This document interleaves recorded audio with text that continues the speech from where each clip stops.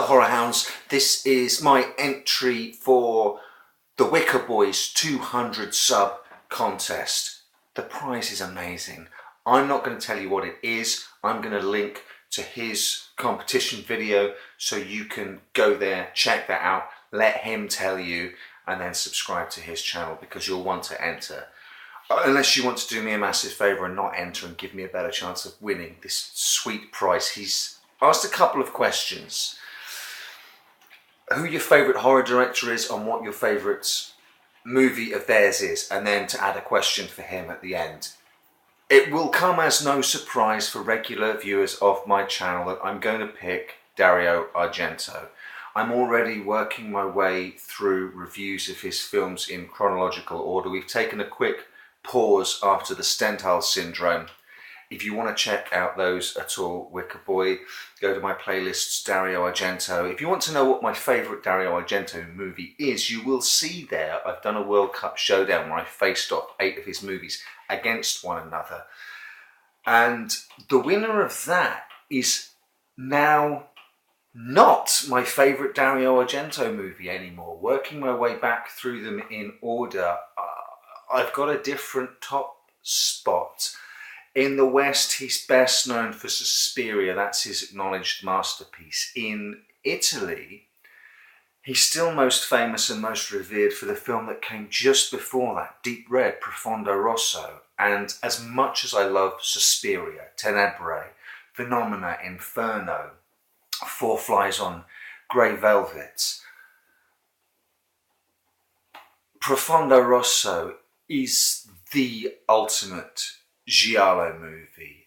I mean, Argento didn't invent the giallo form for cinema. That was Mario Bava, but he certainly redefined it and refined it, and then redefined it again, changing, constantly switching up what a giallo could and should be. Never satisfied with the slew of imitators and bandwagon jumpers trying to get a quick buck. He always tried to add something new and different, and at the height of his powers, Profondo Rosso is probably the greatest giallo movie ever made. Eerie, unsettling, funny in places, superbly beautiful to look at. The first time he worked with Goblin, so the first Goblin score with earworms that'll stay in your head for days. And most importantly, genuinely unsettling, genuinely scary. Profondo Rosso still has the power to disturb me, and there are still new things to find in it.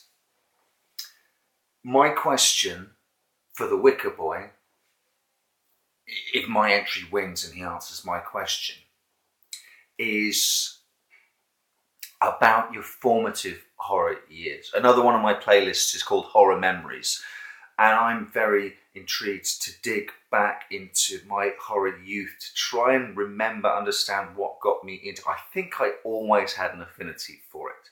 I think I've just got an affinity for the cobwebs, the ghost stories, the spooky house, the shadows. So I was always a horror guy, but every horror fan has some key defining moments, and there will be a film that you saw way too young, that you either saw in secret, a friend had it, a relative had it, you watched it when you shouldn't have watched it around someone else's house, or one of your parents let you watch it, or both of your parents. For me, it was The Omen. Probably 10, and I must have been quite clued up on what was happening, because I knew it was The Omen when the opening credits started and the singing started. So how at 10 I knew what the fuck The Omen was to know before a frame of actual footage that, holy crap, this is The Omen, and knowing that I was being allowed to watch something that I shouldn't.